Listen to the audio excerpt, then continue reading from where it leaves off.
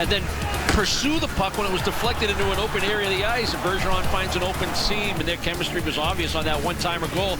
Another good example in the neutral zone. Heinen uses his foot speed along with Bjork. They create a nice man rotation in the offensive zone, and they are heavy on the puck, and they possess the puck, and they look to make plays. Everybody gets involved. It doesn't matter if it's a fourth line, a roll line, your offensive guys, whether it's the Bergeron line, whether it's McAvoy on the back end, who was all over the offensive end at times in that hockey game. The Bruins did a lot of good things. So yeah, put a smile on your face and go out and win a hockey game tonight.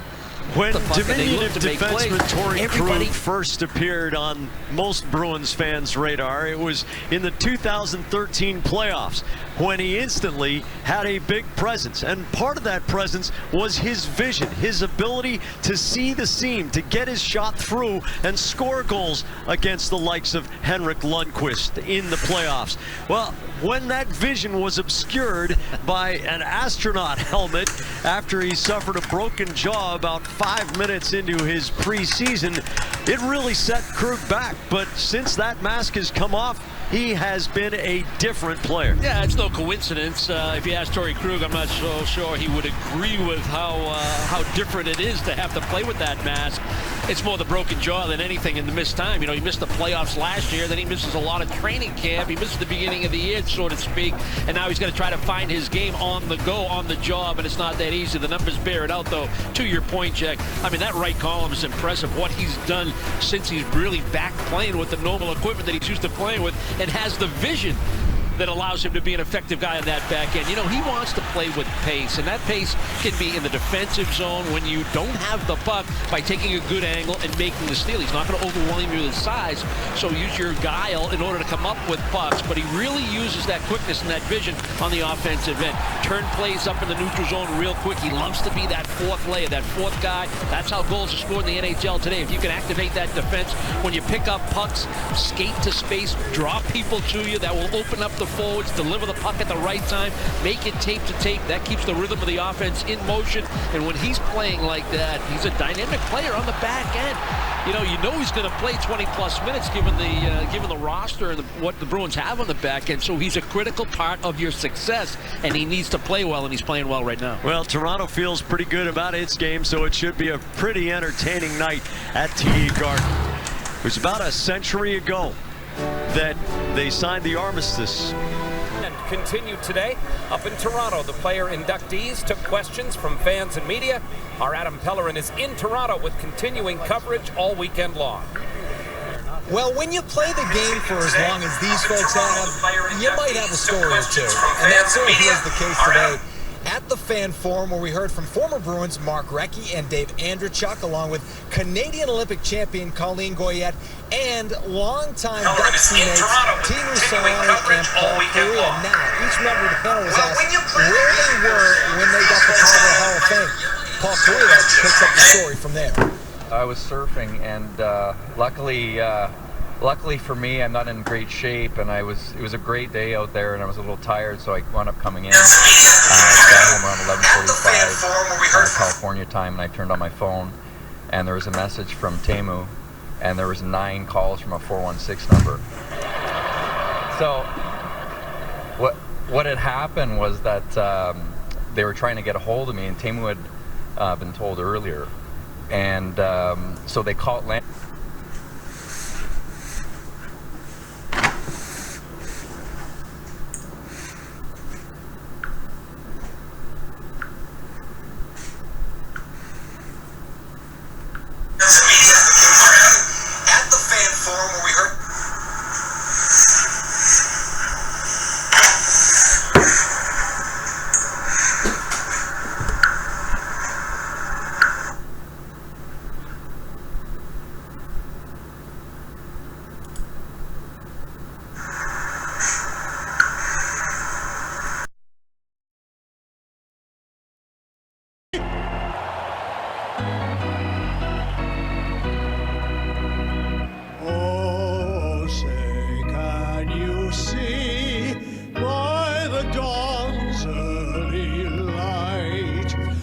so proudly we hailed at the twilight's last gleaming, whose whose broad stripes and bright stars through the perilous fight o'er the ramparts we watched were so gallantly streaming, and the rockets red glare, the bombs bursting in air, gave proof through the night that our Team that drafted him number 21 overall in 2005 and traded him to the Bruins for Andrew Raycroft. One up. Patrick Marleau scored his 101st game-winning goal last night. He trails only the ancient Jaromir Jagr among active players in that category. The game is on. The Bruins have got to flush the memories of the last 2 or so minutes of play last night and do the best they can on their home ice. Clearly the message, Jack, from Bruce Cassidy after the game was, there's some things we got to tighten up and some things we need to do better at critical times, but the overall effort and performance was pretty good. You know, Toronto's a team that can score a lot of goals. They like to play with pace. They don't mind trading chance for chance. They got an active D, and the Bruins did a lot of good things to slow down that offense and give themselves a chance to win. In fact, a game they should have won with that 2-1 lead late. Puck bounces over Zdeno Chara's stick. Riley Nash twirls it out through the neutral zone. Nola Chari trying to explode onto it, but Nikita Zaitsev picks up the puck, and Chari mashes Zaitsev into the glass. Connor Brown flicks the bouncer past Zdeno Chara. Chara back into the corner. Hyman backs off rather than collide with that truck. And here comes Riley Nash off the block of Zaitsev's long backhand. Nash pressures McElhenney, and he gets an attacking zone face-off out of it. That's what Bruce Cassidy wants from this line, finish in the attacking zone. And he wants that from every line, which is attention to detail, and everybody knows.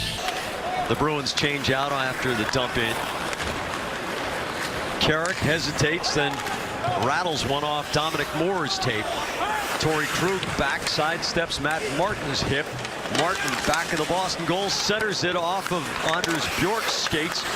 Carlo picks up the puck, draws Martin, passes to Corrali, tape to Krug, strong breakout. Here's Bolesky on the chip, past Zaitsev.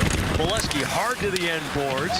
Bolesky digs it out, tries to find Corrali. It's off his skate. Krug tees it up. The Rocket, a save by McElhenney. An unsure response after he gave up the rebound off the leg pad. Bjork to the cycling Corrali. Corrali comes out the near side, gives it back to Charlie McAvoy. The backup wrist shot trickles just wide.